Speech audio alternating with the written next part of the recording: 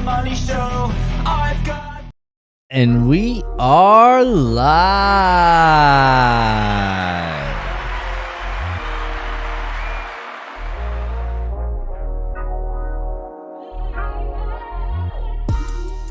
Good evening, everybody, and welcome back to another episode of Tackle Talk. That's right, it's Tuesday night, 7:15, and your boy Beards, you know where I'm at, right here in the studio, getting ready to talk to you guys about a little bit of tackle, a little bit of fishing, and a little bit of fun. How's it sound tonight, boys and girls in the chat?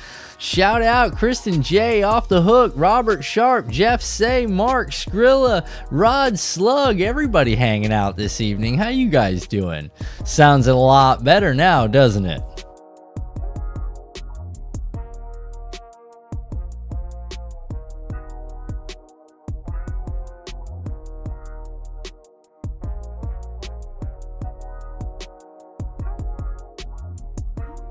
I see Skrilla said he put together a new Lose bait caster yesterday with a carbon ugly stick, huh? Nice. Let me know how that works out, man. How big a rod, how big a line you going with that? Just an idea. You going braid, you going fluoro, you going braid to fluoro leader. You gonna go ahead and run that on some heavy 65-pound braid and get it, or you gonna go on with something like more versatile, like a 20-pound braid, and actually be able to still get it, but know you've got a little bit of finesse there in the event. I think you're Skrilla, if I'm not mistaken, you're up north a little bit, aren't you? And the third in the mail, and I'm going to buy a Lose rod and match that up with. 20-pound braid. There you go, Skrilla. I'm telling you, castability, as far as castability goes and things like that, I'm telling you, I'm leaning down more like to 10-pound braid. That's a 2-pound diameter on some 8-strand Seagar Smackdown. We'll talk about that stuff tonight, guys. Well, as you guys see, with the beginning, the thumbnail, what's happening, Beards? Listen, this works for Roland. You know what I'm saying? He can come on and tell you guys what's going on with his day, and y'all are excited about it. Now, I know some of y'all are excited about this, too, because a lot of you guys were in here during the week. You caught last weekend. You were helping me with all the chaos and all the just sound issues and everything else I've been having. Real quick, guys, let's give a shout out to Don James, Zeeler, Ruby Nabarate, and Sheila Lynn, a.k.a. Sheila Rollins. Thanks for joining out, guys. Coming and hanging out, hanging with all of us, talking about some tackle when everything else is going crazy. You guys know your boy Beards is going to definitely find something to talk about. Guys, we have got new music. I've been in this. I've been in it. You understand? Trying to find all kinds of stuff to do and all kinds of stuff to talk about, and I really found out that I really just want to talk to you guys. Those are all my salt stuff. Bait casters are all going to be more fresh setups. There you go, Skrilla. Look at that. Small Water Charters is in it to win it. Boy, Rod Slug. Yeah, Rod, I can understand that. But Rod, listen. We have got some interesting stuff to talk about tonight because it's gotten really, really cool. I have been really busy. I've had a lot of stuff going on. As you guys know, I got over the, So that I've already experienced. That wasn't as much fun as, people made it out to be, but it really wasn't as bad as it, If you looked at the big red dots, boys and girls, this thing was game over for your boy Beards, but nah, I beat that one. I stuck it out with a 99.98% there, for those of you that know what I'm talking about, and I made that thing happen. Yeah, Rod, you got it. Koofage. Oh, Small Waters is headed out to Headwaters in the AM. Oh, man, I have not been fishing in weeks, and it sucks. Sucks really bad. The August trip, guys, for Peacock had to be canceled. I couldn't take the chance of going around anybody. Not that I was worried about it, but I wasn't wanting to just take that up. Nobody needs to be because I was that's not how this works. That's not how this works at all. So here's what we got going on, guys. So a couple of weeks ago, I got an email about the possibility of becoming a certified creator. I know what you're thinking. What? like, Beards, you don't do that much creating. Well, I really do. I do a lot of creating. I find myself creating more stuff than you guys will ever get a chance to see, only because a lot of it's like personal stuff. You know, I make a lot of videos that go in the unpublished section that you guys don't get to see, and every once in a while I break out little clips of them and stuff like that for my family, and I give them the links, and then, you know, that shoots around. And the holiday videos and stuff are always a lot of fun. Those are real interesting, but I make different ones, new ones every year. So I finally took the chance and reached out to Filmora. As you guys know, that's the editing software that I use, is Filmora, and got the opportunity to become a certified Filmora creator, which is really, really neat. That means your boy Beards is going to be doing silly little video tutorials and how-tos and stuff on editing, guys. I think this is a really cool thing. I mean, there's so much more I can learn about my software, and as well as so much more I can teach people about editing software, because although a lot of my content might not look like it's difficult to do, some of it's really, really, really top-notch stuff that, you know, it gets recognized. People see it. I felt really good when I got the opportunity to give them a sampling of some of the stuff that I've done, and they were excited. They were really excited. It made me feel really good, you know. Not that listen, I appreciate everything you guys do for me. Trust me, without you guys, this thing wouldn't even gone in this direction.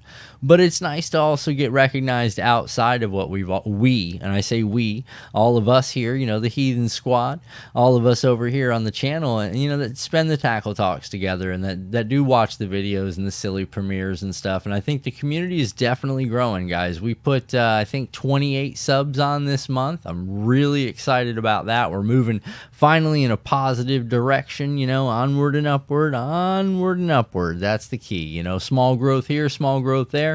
The next thing is getting some content out, man. I have got to get me a fishing trip, boys and girls. Give me a second. Let's get in this. So what do we got going on here? We got no Pro TI stuff, but Lose Reactor, Lose Tournament MP, and Inshore Lose Bait. Nice, Skrilla. Nice. Took 2 washing machines and a truck full of scrap and got $9. Yeah, Rod, things aren't the same anymore. You're not going to get the old prices that we used to get for aluminum and scrap and stuff like that. Shawanda, I noticed she was in here. Sorry, Shawanda, I didn't even holler out to you, girl. Sorry about that. But yeah, guys, neat stuff going on, man. Really neat stuff going on in the background. I'm super stoked. Faye's in the house. What's going on, Faye? Cornwall, Ontario again, our boy Faye. Good dude.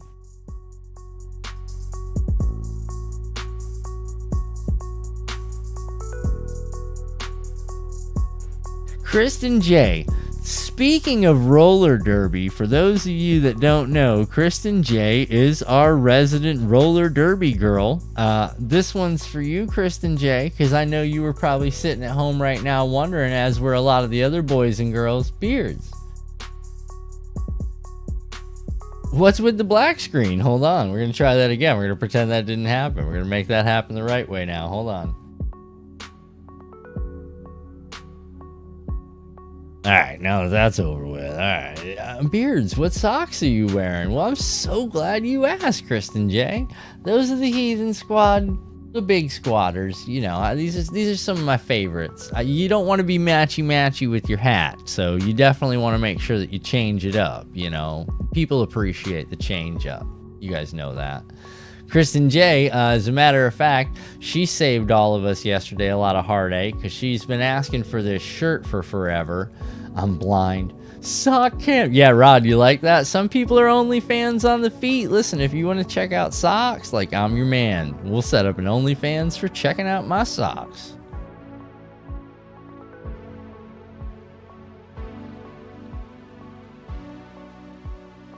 I know I don't have my cup out. I apologize. It's been that kind of day. You know what I'm saying? It's been that kind of day. I didn't get my cup out.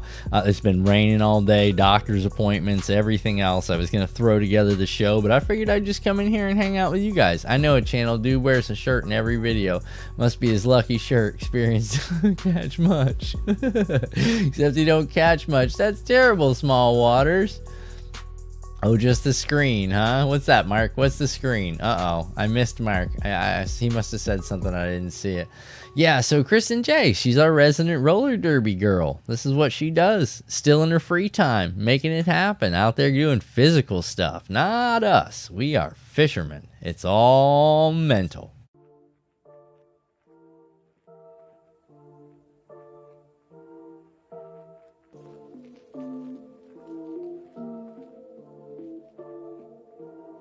Hey, Brandy, welcome to the party. Brandy walked in and found out my dirty little secret, my OnlyFans socks channel. Yeah, it's getting kind of rough. You know, things are getting tight. We just had a lot of new expenses come up over the last couple months. So, you know, listen, y'all see me over there toting some socks. You ain't gonna know it's me, but you're gonna know it's me, okay?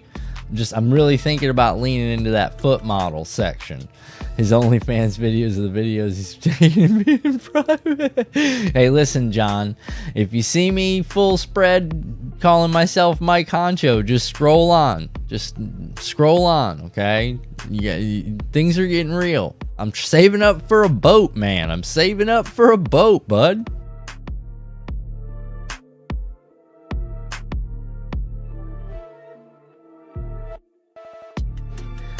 Rod, I wish socks would pay the bills, my friend. Goodness, because I'm telling you, Mike Nacho.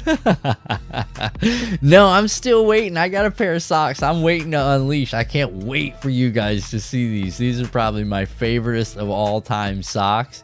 And I can't show y'all yet, because I've got like this whole commercial that I wrote, and it's really, really good, but it's going to require a minimum of a 5-pound bass, a minimum. Like, it's got to be something that, you know, everybody wants. They're just like, damn, look at that. And then meanwhile, it's a socks commercial the whole time. Like, the whole part that's going on, it's going to be this epic fight, and it's not. And I don't want to tell you anymore, because that's not going to be fair to tell you guys anymore, but I'm just going to tell you, if I land me a 5+ anytime soon, y'all are gonna get a new socks commercial, because I've been dying to shoot this thing.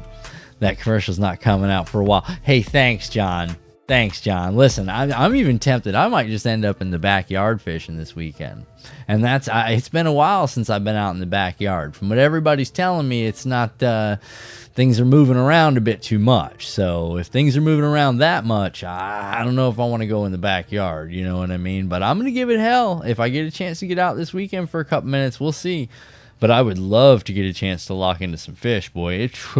I don't remember if I know how to do it. I'm still trying to figure out if I know how to do it.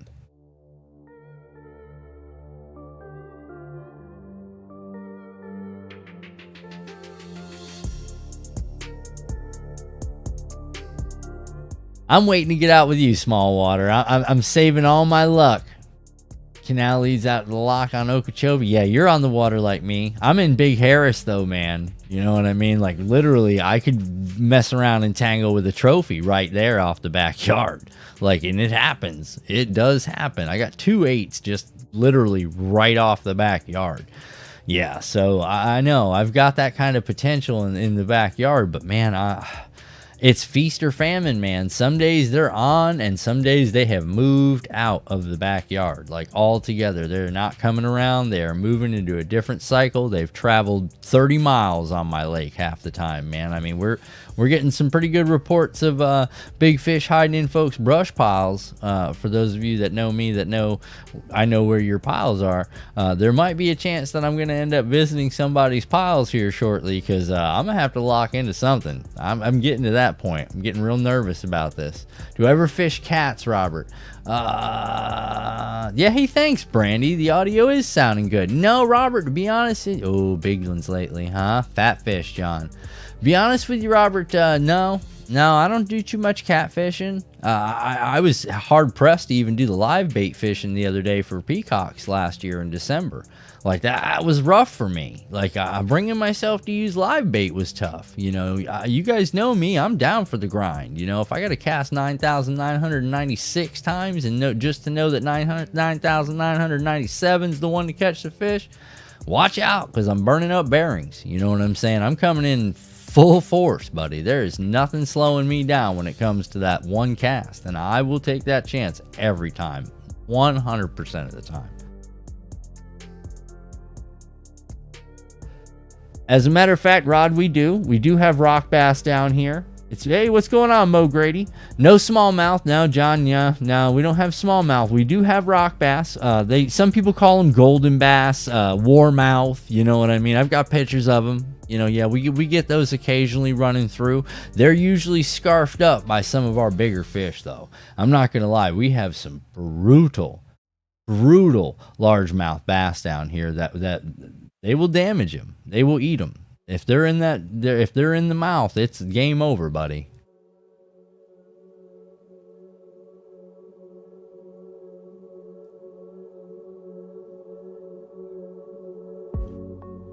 So that's what's going on so far, guys. Like I said, your boy Beards might be doing some creator style stuff. That means we might have some lives doing the our bass can eat a baby.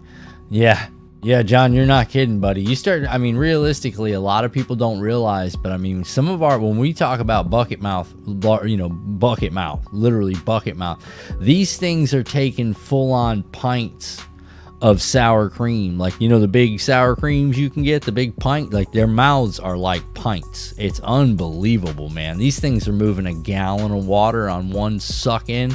There's no way these fish can get away. They can take a whole school just for fun.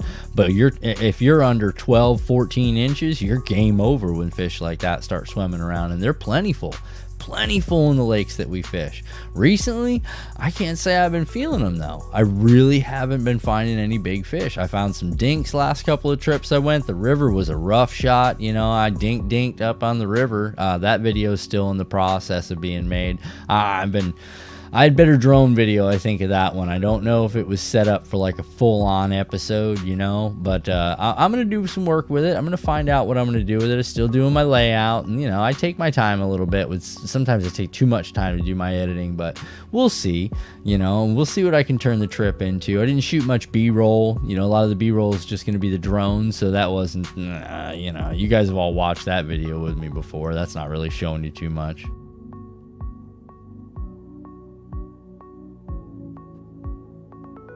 Break out my baby lures. Yeah, I'm going to get my little lures out there. They eat 5-pound tilapia. Yeah, no, they do, John. You're not kidding. That's like that last tournament, man.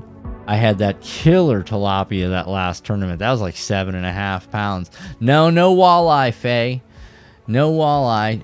Bowfish. I don't do much bow fishing, Rod, to be honest with you. I don't really get out of my comfort zone. I really don't get out of my comfort zone. I stay in my artificial baits and I throw. About the extent of getting out of my comfort zone is going and fly fishing.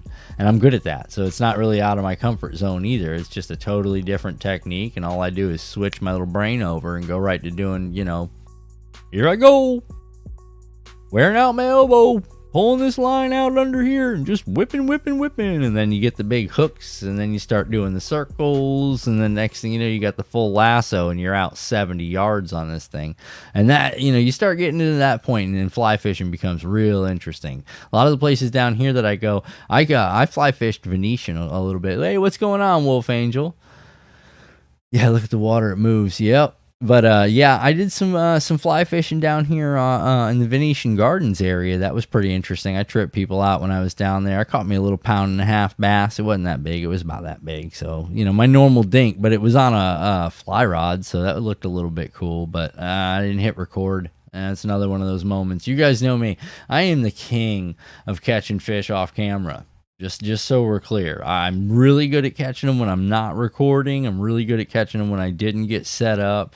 I'm really good at catching them when I'm flying the drone. That's my favorite one, you know, so other people can catch fish while I'm flying around. So that's a new thing we've incorporated.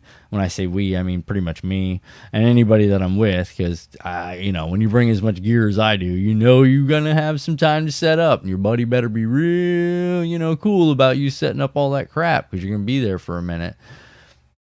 All right, John said they eat 5-pound tilapia. Look at yeah, the traveling bag video, I saw that. First fish Lindy hits, gets off, probably the biggest fish I've ever. Yeah, I saw the I didn't see the short yet, John, but I did see the actual moment that occurred. You think it was bigger than your 10.6? Wow.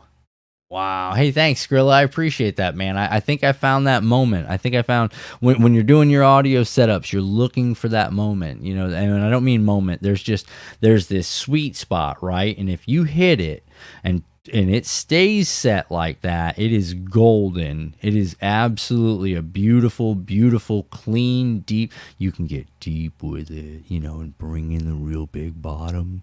Or you can come in pretty excited and go up in that 5, you know, 5, 5. And it's pretty neat. I'm enjoying this. I can finally hear myself, which was, the audio was just killing me for the longest time there. Yeah, no, Brandy, you're 110% right. That is some of the best moments that you will have. Some of the best moments you will have fishing. You will not be recording. I can tell you that. Snakeheads, yeah, Skrilla, we got snakeheads. John can tell you about that. Yeah. Yeah, we've got some pretty good sized snakeheads. I got a video I'm actually getting ready to show you guys. And probably not tonight. I didn't get a chance to finish it today, but your boy Beard's locked into an 11-pound mudfish, boys and girls. 11 pounds. And this bad boy almost took my gear. And when you see this video, you're gonna be like, "Whoa, dude! Like that's a beast." It's one of the biggest mudfish I've ever caught. And to say an 11-pound mudfish, this thing was almost 40 inches. This was a serious, serious, serious slab of angry teeth. And it was not having being out of the water. It was not having being caught. And it was not having the fact that my hook had it pierced not once, but twice. So I tried wiggling this thing out. Not happening. Not happening at all. I don't want to tell you anymore because it's going to kill me to tell you guys the rest of this. But I'll finish the video. I'll finish the video hopefully this week. Woo, 12 pound. Yeah, I remember seeing that in yours. Yeah. She said she had the donkey bass. Yeah, no, I bet it felt like it was a donkey bass. Large bowfins. Yeah, man, that's what I was just talking about, Skrilla. We call them mudfish. And we do have it is very similar to a pike. John would be the one came out of the grass, teeth first. Yeah, bud, that's what happened with mine. We have a pike, Skrilla, just so you know. It's not as much I guess it is. It would be considered a pike. I mean, we have the alligator gar. We have the Florida pike. John, isn't that what they call a chain pickerel? There you go. John nailed it. Yep, and we have Faye has pike. Yeah, you got pike up there. Yeah, as amazing as it sounds, you guys, a lot of the fish that we all have, we have a lot of common similarities in our fish, regardless of where our waterways are. To give you guys an idea, we do catch a lot of the same fish. I mean, you're not going to find a mudfish living up north in some cold water, you know, like they've got up, like, you know, the glacier lakes and stuff like that, Lake Erie, Lake Champlain, you know, all the rivers. Yeah, you're probably not going to find any of that, but you will find pickerel, you'll find walleye. Those fish are more adaptive and they can withstand that super cold temperature. Now, if you took a Florida bass, like a Florida strain bass, now they're starting to breed those Florida strain bass up in Virginia. Last I heard, they were bringing bass from down here up to Virginia, trying to get their growth rate set up a little bit better because of their weights. But any further north than Virginia you go and you start freezing them, I don't know if these Florida strains are that hardy as far as withstanding that type of cold water. I just don't think they're ready for it. I think the shock itself might kill some of them. I mean, if not all of them, to be honest with you.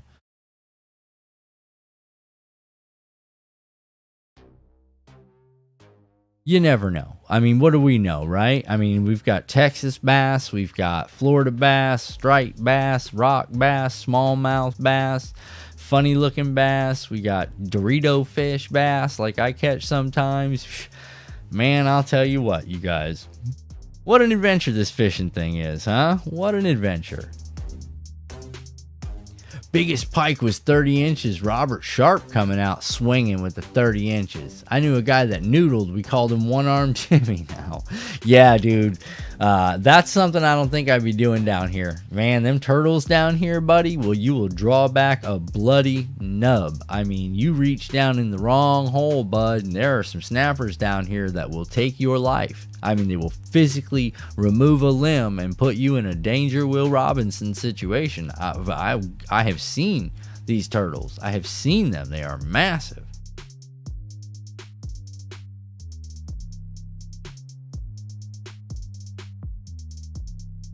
We don't. It's not the carp, Skrilla.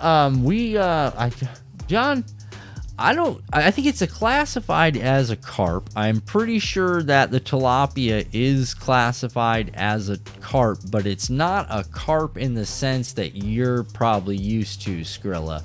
You're thinking, the big corn-eating ones that are more slant-headed, as to where our tilapia are more like a very large sunfish style body, where it's more high as opposed to the short and flat and fat carp like the northern carp are. Perch get big. Yeah, I've never seen. Yeah, John. No, I'm with you. I don't think that those are. I think they're the same species as a carp, but I don't know. Yeah, they are like giant sunfish, and they're this beautiful blue color. What is a mudfish? Okay, to give you an idea, Skrilla, what could I compare it to for? Okay, bowfin. You're talking about an elongated fin that goes from the top of the fish all the way down the center of the spine on top, wraps around, and goes directly across the bottom. They're very odd-shaped, wide head, but bowfin is the technical name for them. Mudfish, what we call them, because the majority of the time where you end up finding them is usually the nastiest bottom water you can ever run into. But bowfin is the term that you want to, if you were to search it and take a look at it, look at bowfin. I think that's the classification. That sounds more the name I think that you would find. Wow, Faye says in the spring there's so many carp at the water where he's at that you can almost walk across them. Wow, that is crazy. Striper rander's kind. Oh, wow. Look at you guys. Stripers and stuff, man. Perch are in the walleye family. Yep, that's true. Yeah, mudfish and specks. Isn't that funny, John? If you weren't from Florida, you wouldn't realize some of the stuff we were talking about. But some of these fish are downright nasty. Now, granted, they can be a lot of fun to catch them, but they are nasty, and they will break your fishing poles. They will break the eyes of your fishing poles. They are determined to break something every time. Oh, look at that. John said, I've seen manatees laid up like that. You could almost walk across them. See, that's pretty neat. Oh, sorry, Faye. So terrible. Chain pickerel, yeah. Like I said, Skrilla, a lot of our, we've got, hey, what's going on, Gary? Good to see you, bud. Thanks for coming out. We have, no sturgeon. No, I don't know of anywhere I can catch sturgeon down here. I don't think that's a trout's a no-go. Certain things I just don't think they survive down here. I think it's a life cycle issue just because of the amount of predatory fish that we have down here in the South. Yeah. Oh, hey, Rachel. Rachel says Michigan has sturgeon. Oh, yes, they do. I've never been up there and caught a sturgeon, but sturgeon and steelhead, I can give you a lesson on rainbow trout. I'm telling you, I love me some river fishing. In my northern lakes and off my northern lakes. I grew up as a kid fly fishing for, all kinds of trout. Rainbow trout, brown trout, and there is a fish called brown trout, just so y'all know. And no, that was not a crazy upstate New York joke of, things floating down the water. There is a brown trout, you guys.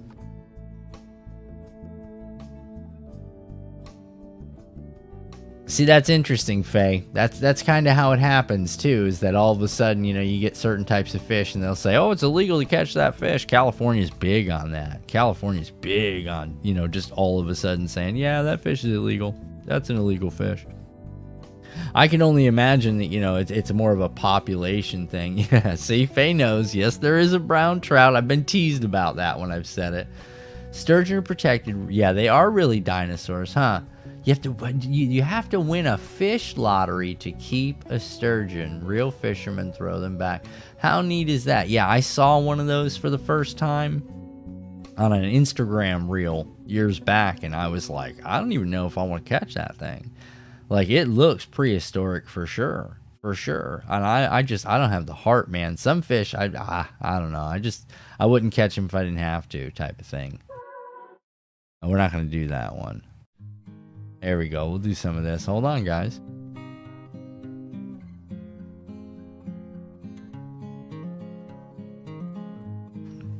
Oh yeah, Skrilla? You think it's a PETA issue, huh? I bet it is, man. Armor plated, says Rob. No kidding. I bet it is like an armor plating. I looked at the giant. I wanted to see the scales. Like I really wanted to get into like what kind of fish those are. But man, I'll tell you, it looked like it'd be one riot though. One serious fishing riot. I'm trying to get some redfish in or something. I guess the season I've already missed pretty much every saltwater thing I could have done this year. Caviar is Russian sturgeon. I think I'm with you on that, Mark. I'm going to say that's probably exactly what's going on. We all get the warnings from the Sturgeon General. Oh boy, John's got jokes tonight, boys and girls. This guy is on his game. The Sturgeon General. Goodness gracious. Fishing joke.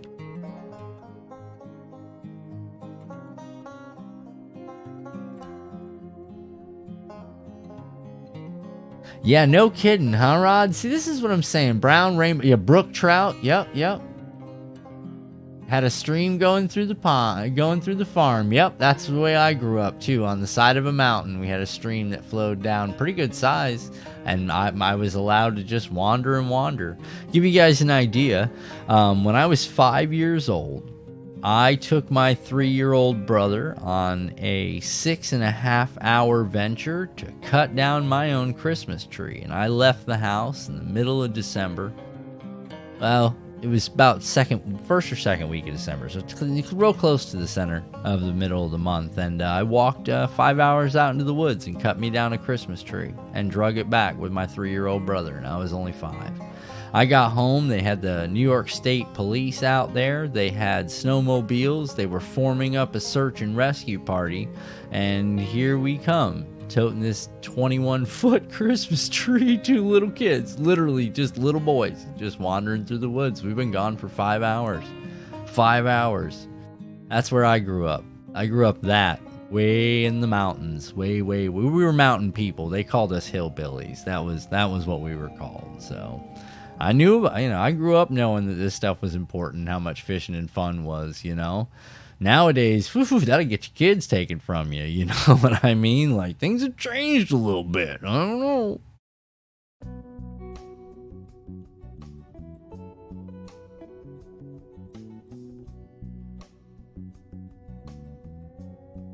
Oh, no kidding, huh? Skrilla says, I'm near a river that runs through the entire state, dumps into the ocean. I live near the delta where the river connects to the ocean. Oh, yeah. See, Skrilla, if I lived in a place like that, I would be ready to do this. See, Rachel knows hillbilly's a compliment. Yeah, that's what I'm saying. That was how I grew up, Rachel. We were country folks. We lived on a commune. We sharecropped. We had, my first pet was a cow. Just to give you guys an idea, Dad had the dogs. We weren't allowed to play with the dogs. They weren't those kind of dogs. I had a cow. That was my first pet. We grew up. I lived in the city until I was 5, and then we moved out to the country when I turned 5, and I embraced that lifestyle. I was all about that lifestyle. Yeah, you're all hard when your buddies have ridden the basket in the Coast Guard chopper. Yeah, man. Or there's like a state police search party going out for 2 little boys. That's growing up. That's growing up right there. That's taking chances. That's what I like to call it, taking chances.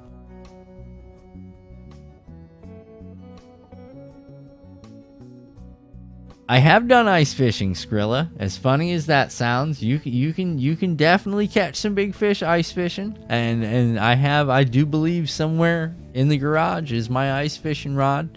I got a nice little ice fishing rod, a little 3 Forks outfitter. It's a small one.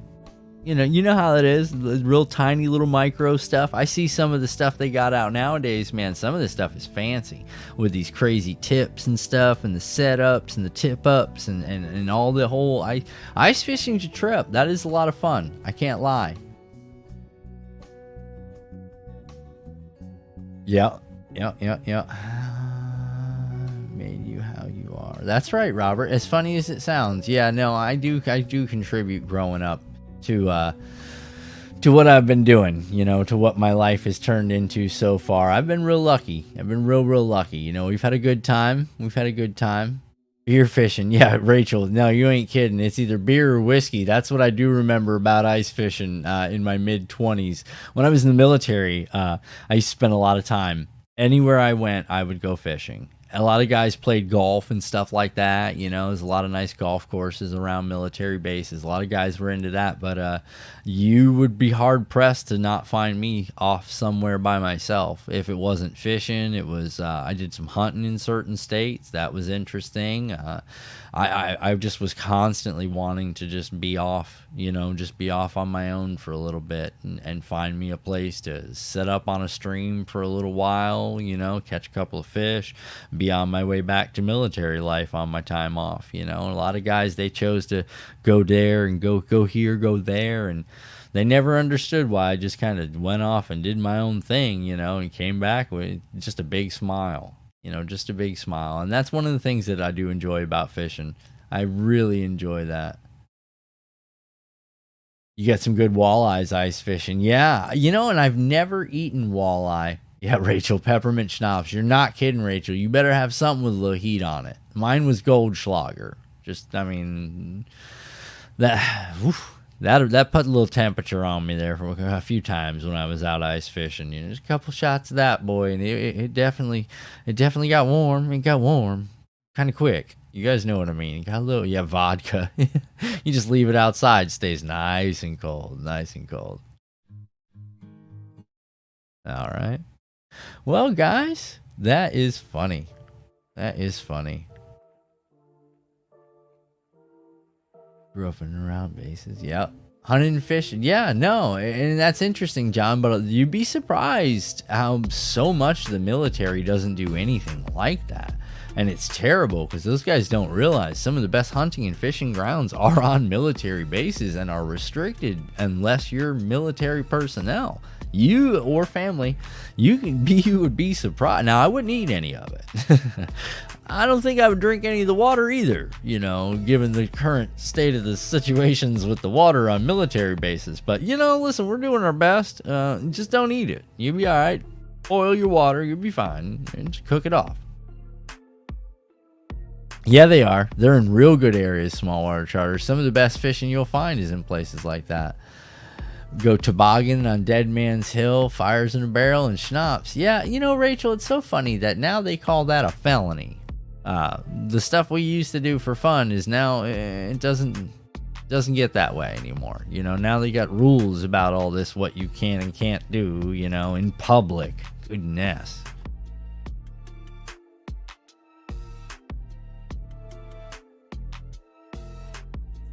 Yeah, no, but growing up, I never really would have thought this was a direction that I was going to go. I took a chance when I moved down here, you know, when I moved down to the Lake Harris area. I was like, man, I got to get out there and catch some of those fish, man. And lately, I just have not had the time. I had that whole debacle with the rims.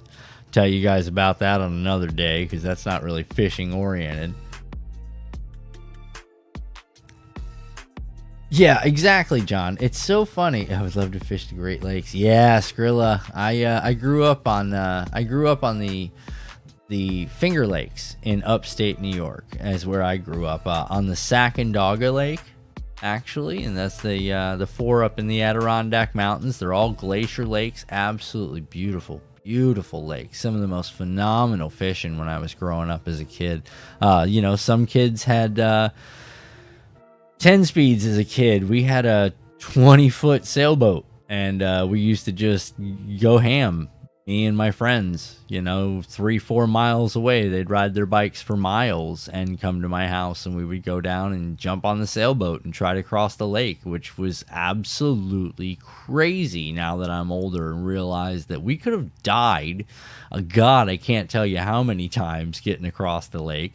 We survived, which was great.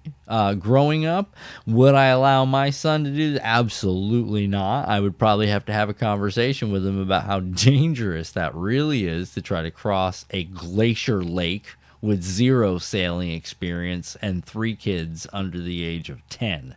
But we tried many a times. And my stepdad used to tell us too. He's like, if you ever make it across the lake, remember, you're not coming back. And I was like, why would he say that?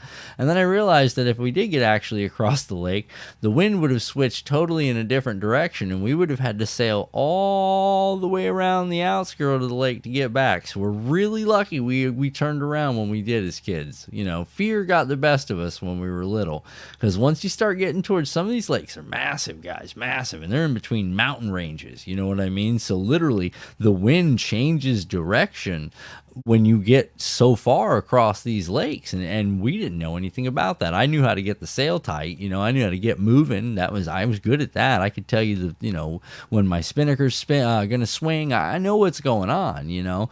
But I would have never, if we would have actually got across the lake and that wind would have changed directions, I would have been game over for getting back, because there's no way we would have been able to sail all the way around. We got a lot of trouble if we'd have got across the lake. I'm sure of that. We would have gotten like big time trouble. Big time.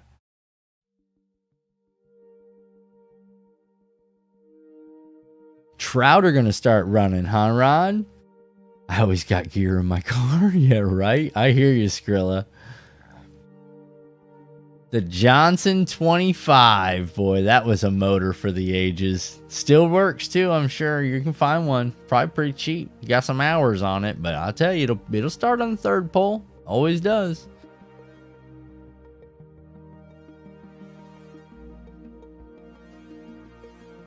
Wow, that's pretty neat. Michigan has an ice bridge from the lower peninsula to the upper peninsula. They use old Christmas trees so you don't get lost. See, Rachel coming through with the fun facts today, boys and girls. Look at that.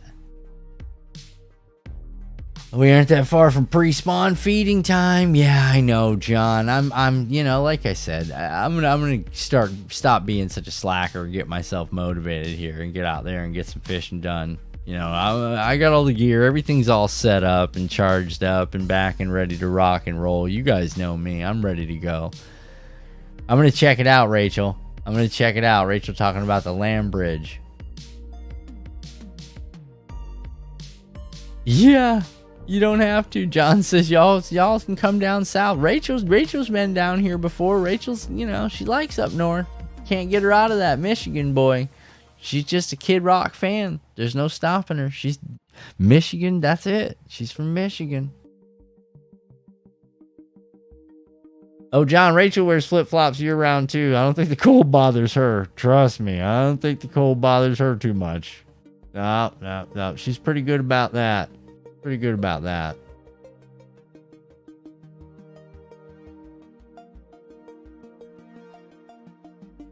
Now, I don't wear flip-flops, and I'll tell you why.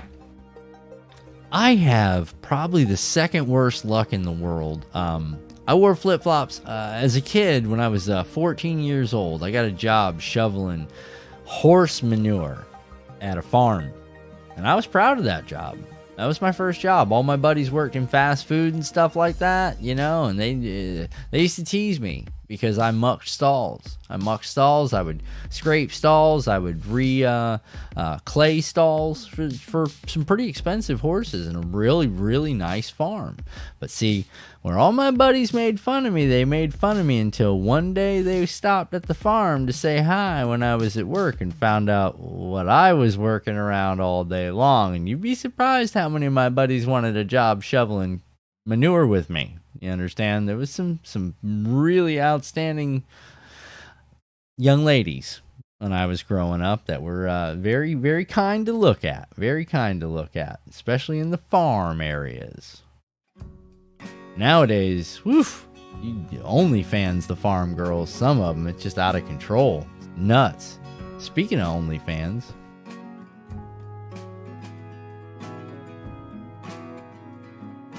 oh, it went out again.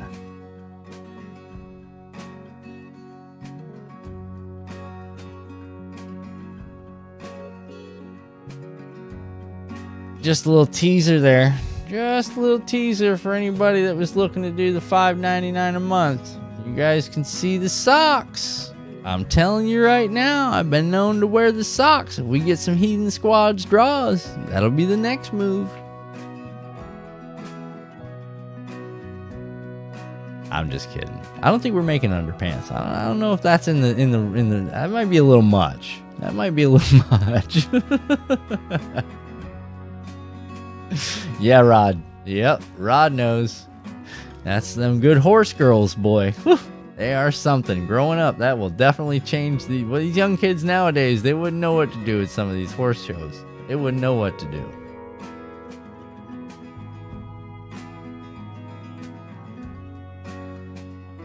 Yeah, no, John, I don't wear flip-flops because I step on things a lot.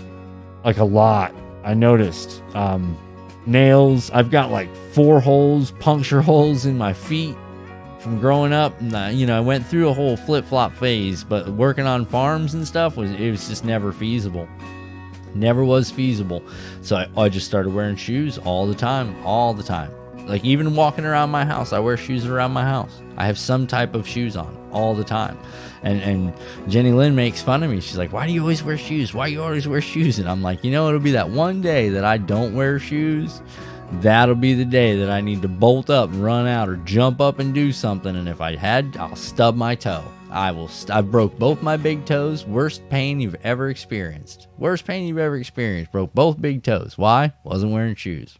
That's just my luck. Wasn't wearing shoes, broke both my toes. Sucks. So I said, I don't try to do this kind of stuff. It just seems to happen a lot, and it's not fun, Yeah, I can call you a ambulance. Yeah, until I stub my big toe and break it. I never really did any sailing, but Winnipesaukee is near a bunch of elevation. Yeah, no, see, Skrilla, if you ever got into sailing and stuff like that, see? Look, Mark said he broke his toe too, and he said it's not fun, and it never heals. And when you break them both, walking around's fun too, and then you look silly all the time, because you look like you're going to fall over, but it's not that you're going to fall over, it's just because you broke your big toes. So you kind of weeble and you wobble once in a while, and it ain't fun. Everybody laughs at me, so I don't stand still. Gladiator sandals. Yeah, there you go. Some gladiator sandals. Oh my God. You guys are awesome.